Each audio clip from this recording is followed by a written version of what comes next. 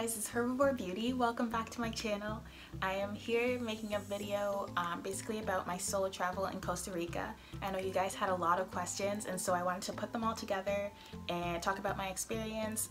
You guys had questions from like everything from me being a female solo traveler to having brown skin and traveling alone to being vegan and traveling alone. So I collected all of them onto my laptop and I'm going to answer all of your questions right now.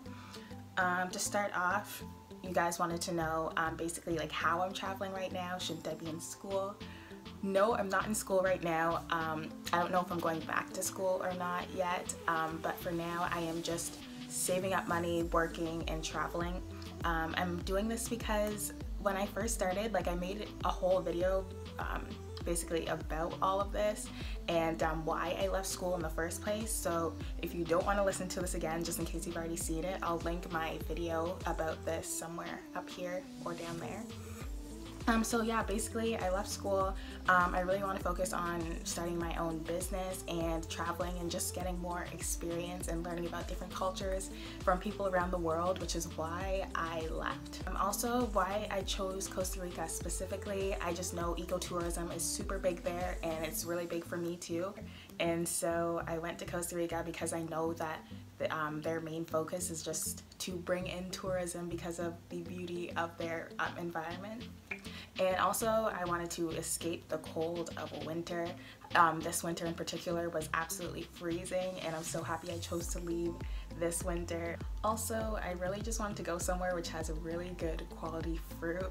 Costa Rica literally has the best quality fruit in the entire world. They have so many vegan options and I just wanted to lay on the beach and relax, be by the ocean, soak up some sun, which is why I went in the first place. So one of the questions was how I could afford to travel specifically and how much my trip costed. Part of my trip expenses are in American and part of them are in Canadian, so I didn't completely like convert them, but I'll explain them to you. So I started saving money as soon as I came back from my first solo trip, which was to California. And I went to San Diego first on my own and then LA to meet up with some of my vegan friends. And that was super fun and I was like, wow, I want to spend the rest of my life doing this. So I had to eventually move back home because Toronto was getting too expensive for me to pay rent and transportation and everything else, and I just wasn't making enough money to stay there. So I moved back home to Ottawa and I'm living back with my family now, and so I'm saving so much money on rent and on groceries because I only have to basically do like part groceries because my parents are plant-based, so it's easy for me to eat some of their food. Yeah, so I started working. I am only working part-time right now because I want the rest of my time to focus on my website, my YouTube channel, and just eating healthy consistently, going to the gym, being healthy. So that's how I started saving money. I was working full-time during the summer, but now it's just part-time. And so I spent about under $2,000 for the entire month in Costa Rica. So my flights were super expensive since it was high season when I went. So my flights were about 830 Canadian, and they could have been less. I know they're usually between 400 and 700, but I really wanted to go in January. I wanted to start off the year right, which is why I went at high season. And so I think 830 Canadian is what, like 600-ish American, give or take. But my rent for the entire month was around 830 as well.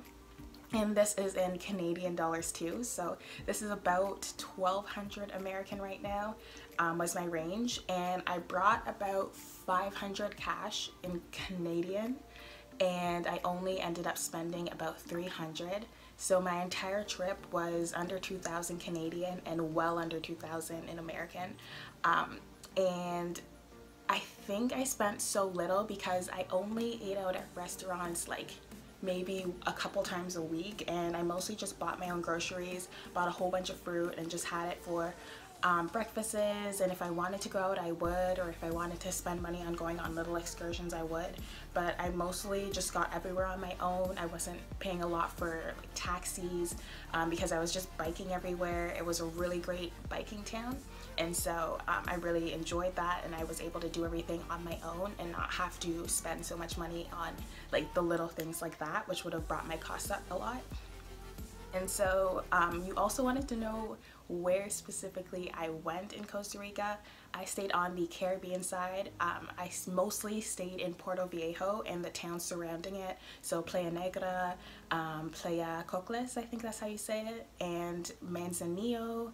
All of the towns basically along the coast of the Caribbean side I was adventuring out to. And that, like, honestly, it is probably one of my favorite places in the world right now. The people are just so friendly and welcoming, and it was just really nice to be in an area where people who looked like me were so widely accepted, and it was just really refreshing to be there. It was super nice. Another question you guys had was, am I fluent in Spanish? No, I'm definitely not fluent in Spanish. I started off speaking only like very beginner, and I was teaching myself a few months before I went on my trip. Maybe about like 6 months before, I started like teaching myself and getting more consistent. And then right before my trip, about maybe in November or so, it got super busy with work and my website and my channel, and so I started to like slowly but surely stop practicing Spanish as much. And I remember my Wi-Fi just being so bad, and I wasn't able to like get on to my different Spanish like program things that I was working on. So I almost completely lost all the hard work that I was putting into Spanish. And so when I got there, my Spanish was super minimal, and I was still able to communicate really easily with just taxis, with the bed and breakfast hosts I stayed in at the beginning of my trip, with my Airbnb hosts since they were completely English, but my other Airbnb host, which was completely Spanish, so she only knew a couple words here and there, but we were still able to communicate really well. In Puerto Viejo specifically, it's about half and half English and Spanish. Most people will just take the time to like try and interact with you and try to understand you even if you can't speak Spanish, or they'll find somebody who is bilingual and can help translate for you, which is super great. And I absolutely love that, because I know in some areas if you don't speak their language fluently, then they'll just like ignore you or just be like, yeah, so sorry, like I just don't know. And that was one thing that I found really great about being in Puerto Viejo. So another question you guys asked was it scary traveling alone, especially as a woman? No, I'm honestly, like, I'm a really independent person. I like being on my own. And this trip really helped me focus on like enjoying my own company and like self-discovery, and just experiencing things on my own, just understanding how to be more confident with my independence. And so it was super great. I absolutely loved it, and I honestly, like, if you're on the fence about it, I absolutely recommend that you try to travel alone at least once, even if it's just like to start off, like to go to the town over to you, or to go to a different city on your own. It doesn't have to be like to a different country to like, or go all the way to Central America. You don't need to start off doing something huge. For my first solo trip, it was just to San Diego, and then I ended up meeting friends in the next city over. It wasn't something super huge, it wasn't crazy. It was just something I decided to do in order to like prepare myself for the rest of my life traveling. So no, solo travel isn't scary at all. It honestly teaches you to be more mindful, to pay attention, to make sure you have all of your things before you leave.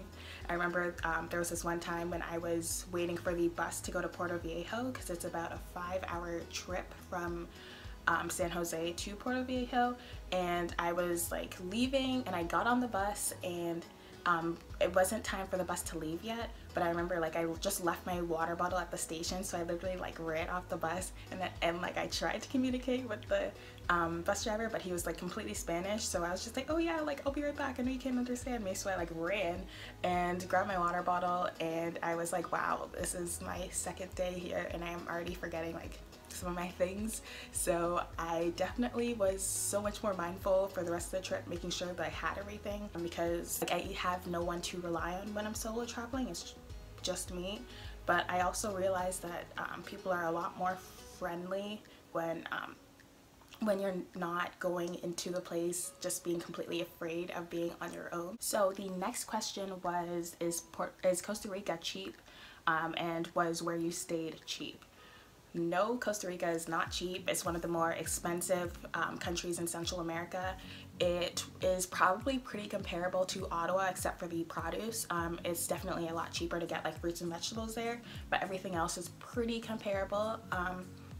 Maybe a little bit cheaper in some areas, but Costa Rica is not a third world country. They're definitely becoming developed, and so they don't have like super cheap stuff. Everything is pretty moderately priced. So you can't go into Costa Rica expecting everything to be as cheap as it would be in other countries around Central and maybe South America. One question was, did you ever feel out of place when you were traveling solo? And this could be for like as a vegan, as a female, or like just with your skin color. I feel like I only felt out of place once, but like with skin color specifically, like it was so widely accepted on the Caribbean side. Like most of the people in Puerto Viejo are descendants of Jamaica. I'm Jamaican, or half Jamaican. So I definitely felt very much okay with life. I was really comfortable there, and I was more than comfortable there. Like it was just, it felt like home.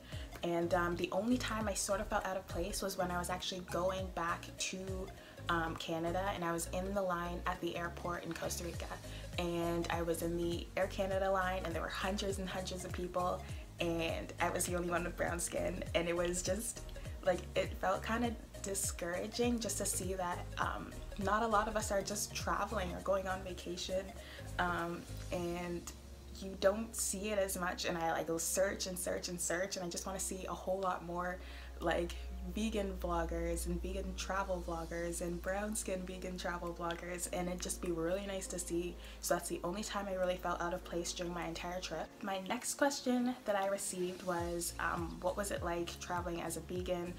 Were there a lot of vegan options in Costa Rica, and what were your favorite restaurants? Okay, so traveling as a vegan in the airports, depending on where you're coming from, is kind of shitty.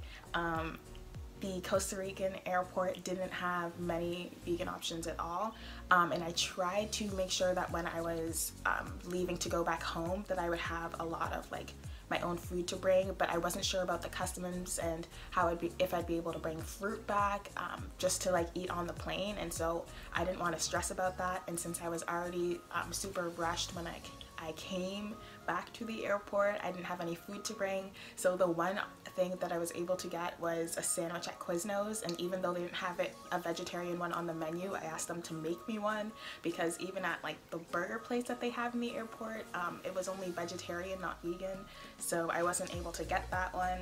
So that's the only sort of struggle I had in Costa Rica with food. But in the actual country, they have so many vegan options. Literally at every single restaurant you go to, you'll be able to find something that you can eat. I have a list of my favorite vegan restaurants in Puerto Viejo specifically.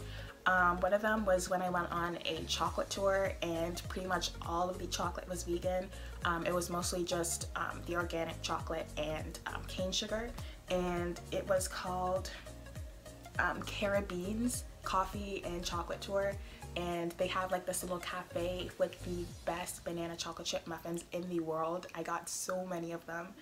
My other favorite restaurants, I posted some of my food on like my other food vlogs for Costa Rica and on my Twitter, so if you guys want to check them out, you can. But Ghetto Girl was one of my favorite restaurants ever. She, the woman who runs the little soda, she doesn't have a menu there. She just basically cooks whatever she has for you, and she was like, okay, like these are all the vegan things that I have, I'll just make them all into one plate, and it was so good. I loved it. And then when you go to any restaurant, you can literally just get a plate of like patacones, or it's just some chips and guac and salsa, or rice and beans, and it's so flavorful. And everything that I had there was probably at least 4 out of 5 stars, and many of the things were 5 stars for me. There, like when you get served like breakfasts, there's fresh fruit, and the papayas are so good. Every fruit that you get there is the best quality, so you'll never go hungry in Costa Rica as a vegan. There's one more sort of like cafe or restaurant kind of place there, and it's called bread and chocolate, and they have like vegan chocolate cake. They have a whole bunch of vegan like breakfasts, lunches, and they're really good, and I 100% recommend. So just one of the drawbacks about being in Puerto Viejo was that like the internet connection wasn't the best, but I obviously didn't go there to use the internet. That wasn't my reason for going into the middle of the jungle. But yeah, the internet, there's specific like internet cafes. Almost every restaurant has free Wi-Fi, so if you're ever struggling, you can just go sit in a restaurant, and usually you can just sit there even whether you get food or not. But I usually get food if I go to a restaurant to use their Wi-Fi. And another question I had was to give a review of my Airbnb that I stayed at. If you haven't already seen my Airbnb, you can go check it out on my jungle home tour in my video up here or down there, and you can see the entire thing. But I rate my Airbnb like 5 stars. The hosts were incredible. They were so friendly and helpful, and they like took me all the way into the city to go to this huge like farmers market, and we like hauled like a whole bunch of fruit, and they gave me tours of like their gardens, and like brought me fresh fruit and fresh jackfruit and coconut and literally every kind of fruit you can imagine. They had these cute little puppies that I loved, and they just like roamed around their property. I was probably like a 25-minute bike into the forest. Like I'd stay there again easily. I didn't mind that there was no internet connection because I was there to be in nature, not to be on my phone. And I had like a full kitchen there. The only thing I didn't have was an oven, which I didn't really need. A full fridge, a sink to wash everything. My bed was comfortable. The water wasn't always warm, but you didn't need it to be warm because it was warm outside. And the rental came with bikes, so it was just super great to be there. I have like no criticism for it, and I'm really happy. So I'll link the Airbnb place down below so that you guys can check it out if you're ever going to be in Puerto Viejo. Just let the host know that I recommended you. The next question I received is, how was it traveling there with your minimalist packing? I posted a video about me only bringing my carry-on, and that's it for the entire month. And honestly, I think there were like 2 items that I didn't even wear. I did pretty good. The only thing that I was kind of frustrated about was since I didn't have a washing machine or anything, I didn't mind washing my stuff like in the shower, but it's super humid there, so it's hard for things to dry. It didn't really matter for like my swimsuits. I could just wash them, and then if they were still wet, I was going to the beach anyways. But for some of like my thicker things like the sweaters, it wasn't really it wasn't able to like dry thoroughly, so it has like sort of like this dampness to it. But other than that, like I was pretty satisfied with the amount of clothing I brought, and everything worked out super well for that. And my final question was, where is your next trip going to be, and is it going to be a solo trip? My next trip, I'm hoping to do either a couple of American cities before I go to Thailand or after. I know for sure I'm going to Thailand, so that is a thing, and I'm working on this basically kind of like group trip or like vegan meetup, and it's on my Twitter, and I'm making a blog post and website for this trip specifically, or it's a blog post on my website for this trip specifically, and everything, all the information is going to be down below for all the details of this. But I basically wanted to do a melanin vegans meetup because I know a lot of the times we're often erased from the vegan community, even though there are so many of us. And so I just wanted to sort of empower us and give you guys a chance to like network with each other like I was able to in LA with some of my vegan friends. And so I'm working on that project. It's going to be really exciting, and I'm probably not going to be traveling alone to Thailand because of this. And I get to meet a whole bunch of you guys, which I'm really excited about. And my next trip after that will be to Brooklyn. I'm going to Afropunk Fest, and I'm hoping to do another meetup with a whole bunch of melanated vegans there, so I'm really excited. And that is it for all my questions. This was a super long video, so I hope you guys made it to the end. If you did, congratulations. It's over. Thank you for watching, and make sure you check me out on social media and subscribe, like, comment, and I will see you guys next time. Bye!